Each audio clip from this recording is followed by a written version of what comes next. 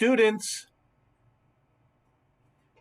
yesterday we had a little introduction to our fifth and final kingdom of organisms this year, the animal kingdom. And as we discussed yesterday, the animal kingdom is divided into two primary divisions, the invertebrates and the vertebrates. And this week we are focusing on the invertebrates. We'll save the vertebrates for next week. And one of the phylums we discussed was the sponges, phylum Porifera, those holy critters that live beneath the sea. Well, today we're going to continue our discussion of invertebrates by exploring our next phylum of invertebrates, which includes phylum Cnidaria. Phylum Cnidaria. Look at the name, Cnidaria. The C is silent. The C is silent because these critters live in the sea. So they can't hear the sea because they live in the sea. Phylum Cnidaria. So look at the word and say it again. Phylum Cnidaria. The C is silent. So let's talk about organisms in phylum Cnidaria. First, what does the word actually mean? Well, Cnidaria actually comes from the Greek word to sting. And if you look at this picture of cnidarians, it probably makes some sense to you. I mean, check it out. Here's different kinds of what we would call jellyfish, right? Jellyfish. What are these critters here? These are that's hydra and sea cucumbers, and there's a bunch of things here that you would not necessarily want to be swimming with in the sea, because if you came into contact with them, well, you might experience a specialized structure that they possess called nematocysts. Check it out. Look at that word and say it with me. Nematocysts. Nematocysts. These nematocysts are stinging structures. They're on the tentacles of jellyfish. I don't know about you, but have any of you ever been stung by a jellyfish? Ooh, you know what they say is a first aid treatment for jellyfish stings? Do any of you know what a suggested treatment is for jellyfish stings? Maybe some of you have heard the suggested treatment of sprinkling uric acid on the sting location. For those of you that don't know what that is, the scientific name is urine. Not mine, urine. Think about that for a moment. They say the acids in it help to neutralize the chemicals in the sting from the nematocysts. So, organisms in phylum Cnidaria, which means to sting, makes sense now because all of these critters have these stinging structures called nematocysts. And when you're done with today's video, I have linked a little clip from the Animal Planet which shows a close-up scientific view of nematocysts.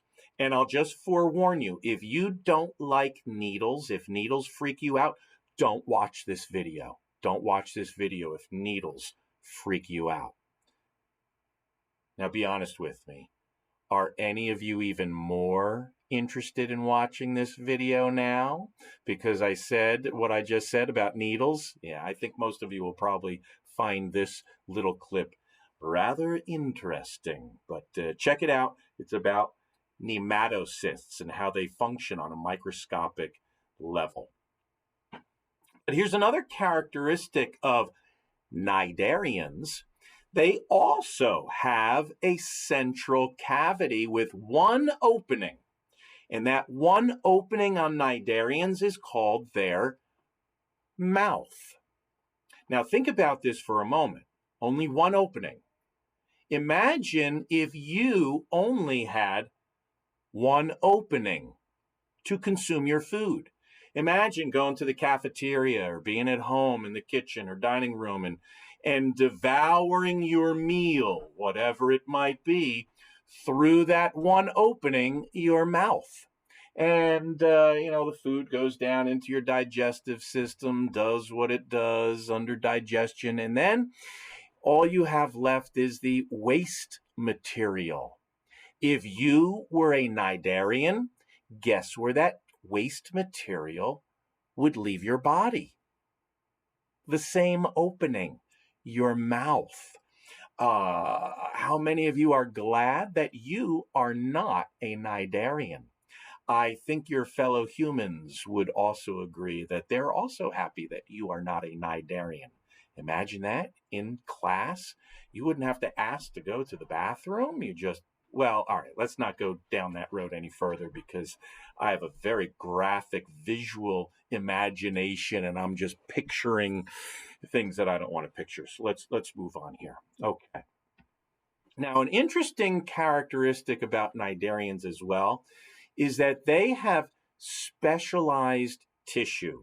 This means that there are certain parts of them that do certain functions. Unlike the sponges that we talked about yesterday, that are very simply structured organisms. If you look at one part of a sponge, it looks like the other part of the sponge. It all looks the same because they don't have specialized tissue. But cnidarians, well, their structure is a little bit more complex, complicated, advanced, use the adjective you wish, but they have specialized tissue. If you think about a jellyfish, for instance, it's got that big bubble-like head, and then it's got those tentacles. You can see the specialized tissue because you can see that a cnidarian has different parts to it. So that's one thing that distinguishes cnidarians from sponges, let's say. Now, not all cnidarians are the same. And scientists love to group and to classify and organize information, especially when it has to do with living things.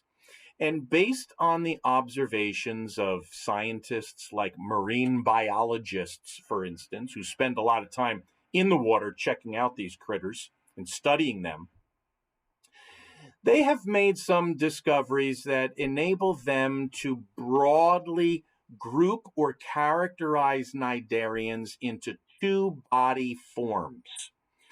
Most cnidarians fit into one of these two main body forms. So we're just going to take a moment and discuss each one here, starting with the top one.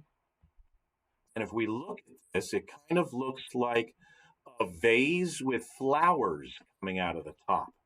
And that one is called a polyp body form. The polyp body form is, in fact, vase-shaped. Like imagine one day, remember when we were talking about your romantic interest with the last topic, with the dicot or the monocot flower? She loves me not. She loves me. Depending on your outcome, maybe that person might buy you flowers one day. And if you get those flowers home, you want them to last a long time. So what do you put them in? You probably put them in just a regular glass, perhaps. But maybe you've got a vase at home. And I've also heard it said that if it costs less than $10, it's a vase. And if it costs more than $10, it's a vase. So I don't know if that's true or not. I just have vases at home. Excuse me. But imagine having a vase with a shape like this and putting your flowers and arranging your flowers coming out the top. That would be an illustration of a polyp body form. And there are certain critters that actually have this body form. The hydra, little critter in the lab. I have some. We can check them out at some point. Hydra, coral, anemone. Anemone. That word is a tongue twister. Let's see if you can say it 3 times real fast. Anemone, anemone, anemone. You know what? Even someone who lives in an anemone might have difficulty pronouncing that word. After all, think about Nemo living in the anemone.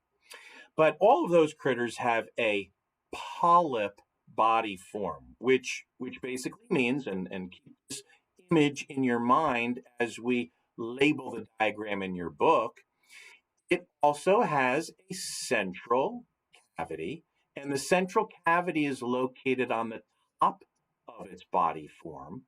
And the name of that opening at the top of the central cavity? A mouth. And so these tentacles, which are reminiscent of flowers coming out of the top of the vase, this is all part of the specialized tissue that these critters have. But this polyp body form describes some of the cnidarians that we possess. The second body form is called the medusa. Now, think of Greek mythology for a moment. Maybe you have learned some of the characters in Greek mythology, including the character Medusa. And if I recall correctly, I think Medusa was the one that had snakes for hair. And if you looked at Medusa, you would turn to stone. Isn't that right? So don't look into one of these. Oh my. Can you see that? No, actually, I have to look at it.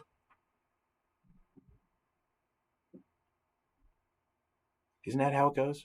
I don't really remember the story of Medusa, but I remember seeing her with snakes on her hair. But here we go.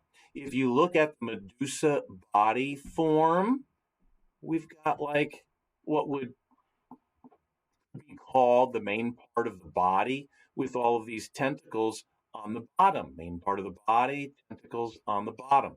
Most common example that we're probably familiar with is the jellyfish. So as we label our diagram, check it out again. We've got the main body here with the medusa, but the mouth is at the bottom of the central cavity, not the top. And we've got the tentacles coming down like this. Actually, it reminds me of a character on Pac-Man. Have any of you ever seen Pac-Man or Miss Pac-Man, or is it Pac-Girl, Pac-Woman? I don't know. When I was a kid, there was a Pac-Man video game that had a character that goes. I think they were like purple or yellow or different colors. Points for chomping them up. I'm not sure. Anyway, so there we go. We got the polyp and the medusa. Let me give you a hint. Quiz. Make sure you study the 2 body forms and you know the difference between the 2. Okay? All right, let's get out of the water for a little while and talk about another invertebrate, or 3 different phyla of invertebrates, of these little critters. Oh, yes. Doesn't this picture just make you want to reach out to the screen and grab them and just put them in your mouth and slurp them down? Doesn't that make you want to do that?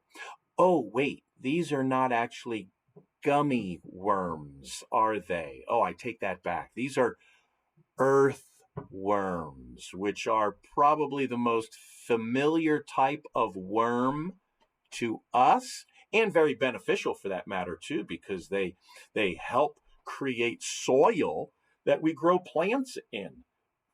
But there are many types of worms, not just earthworms. So let's briefly mention the three main phyla of worms. First one are called the platy. In fact, say that with me there. Platy, platy, hell, and only one L. I'm not saying anything bad. Platy hell, minthes, minthes, platyhelminthes. Say it all together. Platyhelminthes. These are kind of cool. Platyhelminthes. Here's a couple of examples of platyhelminthes. I mean, come on, you have to admit, these are kind of cool looking critters, aren't they? Well, platyhelminthes, the Greek prefix platy, means flat.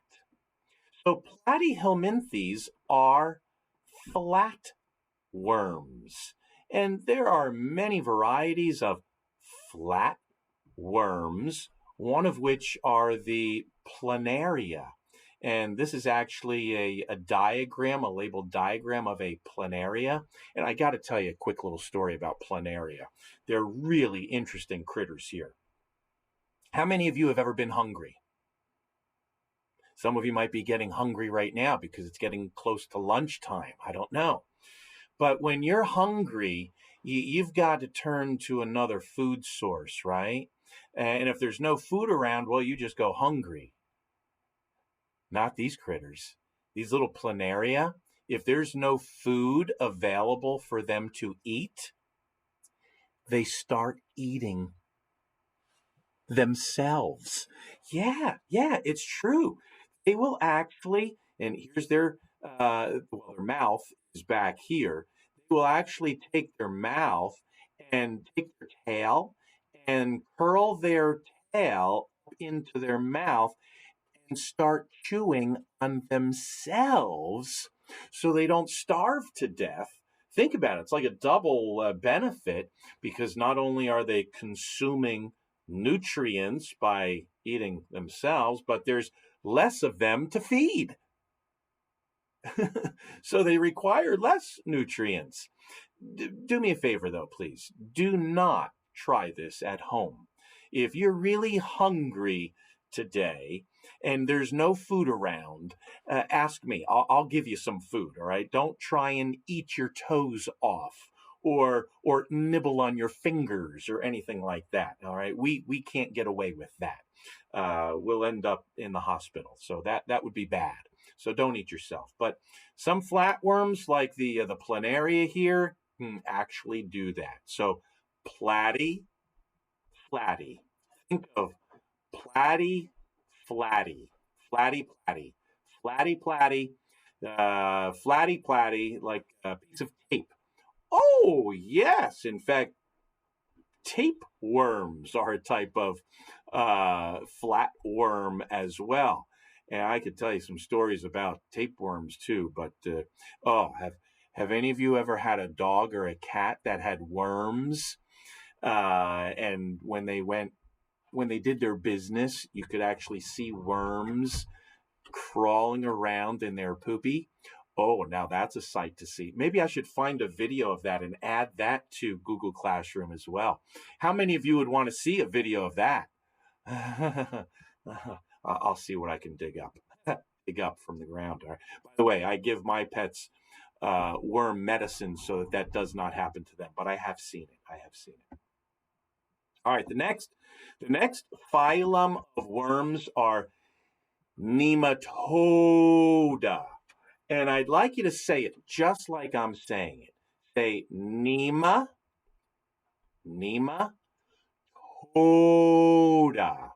Nematoda. And when you say nematoda, what is the shape of your mouth when you're saying toda? It's round, right? I know it's kind of a a word that you just want to say over and over again. It's kind of catchy. Nematoda. Say it again. Nematoda. Well, the reason I'm emphasizing the toda part is because your mouth is round, and that is the shape of nematodes. Nematodes are roundworms. They have a round shape to them. They have a structure a little bit more complicated than the flatworms. Their mouth is on one end and their anus is on the opposite end, and everything in between. But all nematodes are roundworms. So when you say the word nematoda, think of the shape of your mouth, round. That might be a good memory aid for you. That's how I remember it. So flatty platty and nematoda roundworms. And that brings us to the third phylum of worms, which are the annelids or the annelida. Oh, now isn't that a tasty treat on the left side there? Do you know what that is? That one on the left is a big, fat, juicy leech. And leeches are examples of annelids. And leeches, they've actually been used in the medical field to help blood circulation. They actually excrete a blood thinner into their host and improve circulation of the blood. Not that I would be anxious to have leeches sucking my blood, but I guess if a doctor gave me one, maybe I'd make friends with it and call it Larry the Leech or something. I don't know. And the one over on the right-hand side, ooh-wee, that's a sandworm. It's kind of freaky looking. If any of you are Star Wars fans, maybe think of, I think it's the second movie, Empire Strikes Back, where Luke Skywalker is on that planet with the sand for a while. And there's a sandworm that looks just like this that's trying to eat them all up while they're on that ship over the big hole. I think it's the second movie where that sandworm is in. But I wouldn't want to meet up with one of those if it were bigger than me. Thankfully, those sandworms are smaller than us, but they can grow about 30 centimeters long. I have a pretty big one in the lab I could show you. But they look like aliens. They're really kind of freaky. But annelids are called the segmented worms. And these are, in fact, the most common of worms because earthworms are, in fact, annelids. They are segmented worms. If you have a garden and you've ever dug around in the garden and seen worms, or if you like to go fishing and use worms as bait, then I am sure that you have seen earthworms like this. And if you look at the body of an earthworm, it is in fact segmented. There are many different sections in the body of an earthworm. And here's the mouth of the earthworm. Here's the anus of the earthworm. This structure here is called the clitellum. That is its reproductive center. And it has a digestive system and several hearts. And as a worm makes its way through dirt, it adds organic material to that dirt and causes it to become soil. So worms, earthworms in particular, are fantastic critters that you would want to be living in your soil because they make your soil more healthy. So worms are a good thing. So let's see. Shall we continue? Let's continue. Yeah, let's continue to the next phylum of invertebrates. Next, we have phylum Mollusca. Phylum Mollusca, there are several different kinds of mollusks, starting with probably the most common ones are the bivalve. Now, let's just look at that word for a moment, bivalve. The prefix, probably easy peasy for you to decipher. Think of a biplane or bicycle. What does the prefix bi mean? Two. Very good. Hey, peace out. Yeah. But what about valve? The word valve in this context does not mean what some of you might be thinking. It's not like a sink valve or it's not a valve like in plumbing. This valve refers to shells. And so a bivalve is an organism with two shells. So here's a quick little diagram, a cross section, if you will, of a bivalve. And there's a shell on the top, a shell on the bottom. There's a ligament that actually enables them to open and close, and a hinge here that keeps them together. And they do have as they open up, they have a tongue on the inside, which some people eat. If you eat clams or oysters, that's what you're eating, the tongue of a bivalve. I don't really eat these kinds of critters myself because I know what they eat. They are bottom dwellers on the bottom of the sea. They are, you might say, under the sea, under the sea. And these bivalves under the sea on the bottom, well, all of the animal excrement, all of the whale poopy and dolphin poopy and fish poopy settle down to the bottom, and these bivalves eat that. So it doesn't do anything for my palate. But you can see, some people like to do certain things with shells. This young lady likes to collect bivalves, perhaps. All right, let's move on to the next phylum. Phylum Gastropoda is the appropriate name, but they are made of gastropods. And these gastropods are, well, slugs and snails and slimy critters like this. But the word gastropod literally means stomach foot. Stomach foot. Gastro, think of the gastronomic system, the gastrointestinal tract. Gastro means stomach. Pod, as you may remember from amoeba with pseudopods, pod means foot. So gastropods have a structure called a foot, which is also where their stomach is. Their stomach is at the bottom of their body where their foot is. The gastropods.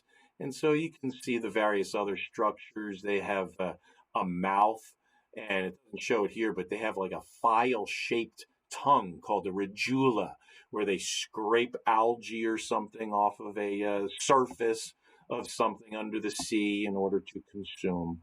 But gastropods, second group. Third group, the cephalopods. Cephalopods. These are really interesting critters. Nautiluses, squids, octopi.